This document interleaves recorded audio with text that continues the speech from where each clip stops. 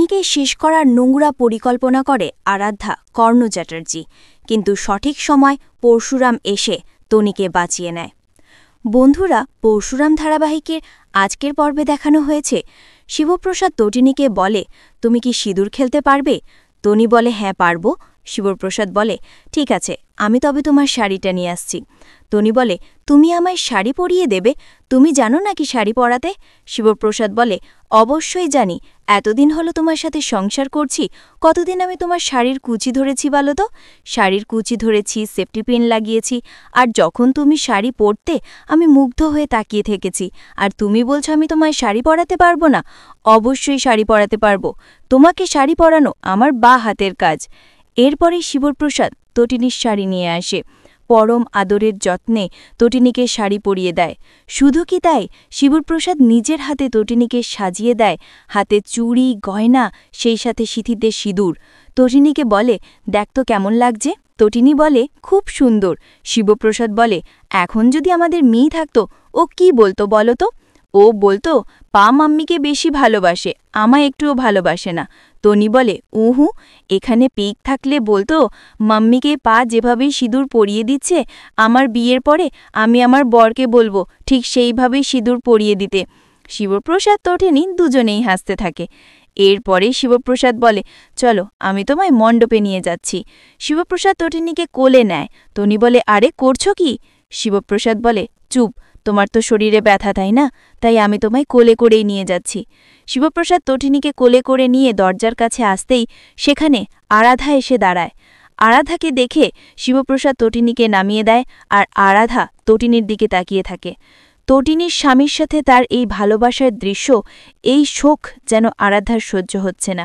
Tony আরাধাকে বলে, এ কি আরাধি, তুই এখানে? আরাধা বলে, হ্যাঁ এসেছি। টনি বলে, এখানে কেন এসেছিস সেটাই তো বুঝতে পারছি না। আরাধা বলে, সেজন্যই তো তোর কাছে এসেছি। চর্দিগাই, আমি তোর সাথে সিঁদুর খেলতে চাই। তটিনী বলে, মানে? আরাধ্যা শিবপ্রসাদকে বলে, জামাইবাবু, তোমার বউটি না কিচ্ছু বোঝে না। আরে আমি এখানে এসেছি তোর সাথে সিঁদুর খেলতে, আর তোকে দেখাতে আমি ঠিক কতটাই একাকিত্ব ভুগছি। তোর জন্য আজ আমি একা, তবুও আমি সিঁদুর খেলব, তাই তো এমন সেজগুজে এসেছি। সিঁদুর খেলব, নাচ করব, গান গাইব। চর্দি ভাই, তুই আমার সাথে গান গাইবি তো? টনি বলে, আরাধা, তোর কি হয়েছে? তোর মাথা কি খারাপ হয়ে গেছে? আরাধা বলে, না, আমার মাথা খারাপ হয়নি, তবে হ্যাঁ, আমি তোকে ভালো থাকতে দেব না। আমি আজ দেখতে চাই কার সিঁথির সিঁদুর অক্ষয়, তোর নাকি আমার? তটিনী বলে, মানে? আরাধা বলে, আজ আমি তোর সাথে সিঁদুর খেলব। চর্দি ভাই, আমি তোর সিঁথির সিঁদুর মুছে ফেলব। আজ আমি তোর সিঁথির সিঁদুর মুছে ফেলব। তটিনী বলে, আরাধা, এইসব কি বলছিস? ভুলে যাস না তুই আমার ছোট বোন। আরাধা বলে, আমি তো ওটা ভুলে যাইনি, আমি ভুলিনি আমি তোর ছোট বোন, কিন্তু তুই সেটা ভুলে গেছিস, আর সেজন্যই তো আজ আমি এখানে এসেছি তোর সাথে সিঁদুর খেলতে, তোর সিঁথির সিঁদুর মুছে ফেলতে। তখনই সেখানে আসে কর্ণ চ্যাটার্জি। কর্ণ চ্যাটার্জি এসে বলে, আবার এমনটাও হতে পারে তুমি নিজেই নিজের সিঁদুর টনির সিঁদুর নিলে, আর তারপরেই ওপরে উঠে গেলে। শিবপ্রসাদ বলে, এ কি, আপনি এখানে? কর্ণ চ্যাটার্জি বলে, এই বাড়িতে আমার জুতোটাও আসতে চায় না। নিহা তোমার পুত্রবধূ, ও চায় ওর ছোটদি ভাইয়ের সাথে সিঁদুর খেলতে, সেজন্যই আমি ওকে এখানে নিয়ে এসেছি। আচ্ছা যাই হোক, এক কাপ চা পাওয়া যাবে? শিবপ্রসাদ বলে, অনেক কথা বলতে বলতে যখন গলা শুকিয়ে যায় তখন চা, ড্রিঙ্কস, পানীয় জাতীয় জিনিসের প্রয়োজন পড়ে, কিন্তু আপনাদের ব্যাপার স্যাপার তো আলাদা, আপনারা সব তো দামি দামি খান তাই না? চা নয় তো ড্রিঙ্কস। কর্ণ চ্যাটার্জি বলে, আমি এখন তোমার বাড়িতে চা খেতে এসেছি।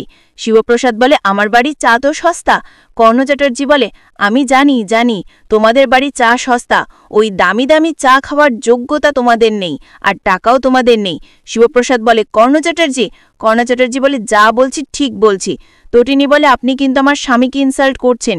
কর্ণ চ্যাটার্জি বলে, আরে ইনসাল্ট তো তোমরা আমাকে করছো। যাই হোক, শিবপ্রসাদ, যাও চা বানিয়ে আনো। আমি তো শুনেছি তুমি নাকি বাড়ির সব কাজ করো, রান্না করা, বাসন মাজা, ঘর গোছানো, চা বানানো, সব কিছুই তুমি করো, তো যাও এখন আমার জন্য চা বানিয়ে আনো। শিবপ্রসাদ বলে, হ্যাঁ, আমি বাড়ির সব কাজ করি, গিন্নির হাতে হাতে সাহায্য করিয়ে দিই, আর সেজন্যই আমার সংসারে সুখ আছে, যেটা আপনার সংসারে নেই। আপনার তো গিন্নির হাতেই আপনার হাতের ওপর নেই, আপনার পাশে কেউ নেই। তবে জানি না এই মেয়েটা আপনার সাথে কি করে থাকছে। কথাটা শুনে আরাধা বলে, জামাইবাবু প্লিজ, তোমরা এভাবে আমার শ্বশুরমশাইকে অপমান করতে পারো না। ওনাকে যদি চা খাওয়াতে ইচ্ছা হয় তো খাওয়াবে, নইলে উনি বাইরের দোকান থেকে কিনে খাবে। তবে বাবা, আমি আপনাকে বলছি, এদের বাড়িতে কিচ্ছু খাবেন না, এদের বাড়িতে চা খাবেন না। চর্দি ভাই, চল নিচে চল, ওদিকে সময় যে পেরিয়ে যাচ্ছে। এই বলে আরাধা তন্নির পুজোর থালা নেই। শিবপ্রসাদ বলে, চলো টটিনি, আমি তোমায় নিয়ে যাচ্ছি। আরাধা বললা, আমি পারবো। ভয় নিয়ে যাবেন বাবু, তোমার বউকে আমি সিঁড়ি থেকে ধাক্কা মেরে ফেলবো না। এতটা বোকা আমি নই, আমি সকলের সামনে ক্রাইম করে জেলে যেতে চাই না। আমি ক্রাইম করব, কিন্তু জেলে যাব না।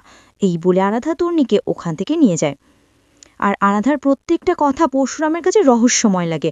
তখনই পরশুরামের মোবাইলে কল আসে। সৌরভ বলে, তুই ঠিকই বলেছিলিস, এখানে কর্ণ চ্যাটার্জি এসেছে, আর আমরা চারদিক থেকে ওদেরকে ঘিরে রেখেছি। পরশুরাম বলে, জানি। কর্ণ চ্যাটার্জি আর আরাধা ওরা উপরে এসেছে। সৌরভ বলে, ওরা কেন এসেছে বলতো, তুই কি কিছু জানিস? পরশুরাম বলে, আমি বুঝতে পারছি না, তবে হ্যাঁ, তোরা এখন কর্ণ চ্যাটার্জি গাড়ির দিকে নজর রাখ, কে আসছে কে কি করছে সবটা আমার খবর চাই। সৌরভ বলে, ওকে। তখনই সৌরভ দেখতে পায় বাইকে করে কেউ একজন সেই গাড়ির দিকে এগিয়ে আসছে। এরপরই মায়া বলে, আচ্ছা ওই লোকটি কি হতে পারে? সৌরভ বলে, বুঝতে পারছি না। তখনই সেই লোকটি গাড়ির সামনে দাঁড়িয়ে নিজের মাথা থেকে হেলমেট খোলে, আর তারপরে গাড়িতে থাকা আরাধার পুজোর থালা থেকে প্রসাদ নিয়ে সেই প্রসাদে ঔষধ মিশিয়ে দেয়। সৌরভ মায়া সবটাই দেখতে পায় পিছন থেকে, তবে সেই প্রসাদে কিছু করছে কিনে সেটা সৌরভ বুঝতে পারে না, তবে খানিকটা আইডিয়া করতে পারে, আর পরশুরামকে সেই বিষয়ে পুরোটা বলে দেয়। পরশুরাম তার নিজস্ব প্ল্যান করতে থাকে। এইদিকে দেখানো হয় ভূমিকা জিৎ মুখার্জিকে বলে, আপনি আরাধাকে কেন যেতে দিলেন? এই বাড়িতে তো সিঁদুর খেলা হচ্ছে, তো এই বাড়িতেও কেন লাগবে না? ও কেন তটিনীর সাথে সিঁদুর খেলতে গেল? তখনই তরুণীর মা বলে, আমি বারবার করে জিৎকে বলেছি আরাধাকে কেন যেতে দিলে, এখন আরাধা নিজেও ফেসে যাবে, আর সারা জীবন তোমাকে কাঁদতে হবে। ওই কাবিরের জন্য আরাধানও ক্ষতি হবে, তুমি মিলিয়ে নিও। জিৎ মুখার্জি বলে, আমি কি করতাম বৌদি, আমি কি করতাম বলো? আমি তো বারবার করে আরাধাকে বললাম তুই যাস না, কিন্তু আমার মেয়ে আমার কথা শুনলো না, ও শুনলো কর্ণ চ্যাটার্জির কথা, আর সেজন্যই আমি ওকে আটকাতে পারিনি। কর্ণ চ্যাটার্জির মতন একজন ক্রিমিনালকে বিশ্বাস করে ও চলে গেল। তখনই ভূমিকা বলে, থাক, আপনি কর্ণ চ্যাটার্জিকে ক্রিমিনাল বলছেন, আর এই বাড়ির লোকেরা কি কাজ করে, কোথা থেকে এত টাকা আসে সেটা কি আমি জানি না? জিৎ মুখার্জি বলে, ভূমিকা প্লিজ, তুমি এইভাবে আমার সাথে কথা বলবে না, একদম এইভাবে আমার সাথে তুমি কথা বলবে না। ভুলে যেও না তুমি কার সাথে কথা বলছো। হ্যাঁ, আমি আমার মেয়ের প্রতি দুর্বল, এটা ঠিক, কিন্তু এই মুহূর্তে তোমার এই কথাগুলো তেতো শোনাচ্ছে। ভূমিকা বলে, তেতো তো শোনাবেই, কারণ এগুলো যে সত্যি কথা। তবে একটা কথা মনে রাখবেন, যেটা মামনি বলল, আরাধার চরম ক্ষতি হবে, আর আপনি বাবা হয়ে তখন ভুগবেন, কোনো কিছু করতে পারবেন না, শুধু কষ্ট পেতে হবে আপনাকে। এইদিকে দেখানো হয় আরাধা আর তরুণীকে নিয়ে মণ্ডপে আসে। আরাধা বলে, চর্দি ভাই, এই দেখ, এখন আমরা বরণ করব, নাচ করব, গান গাইব, কত আনন্দ মজা করব বলো তো।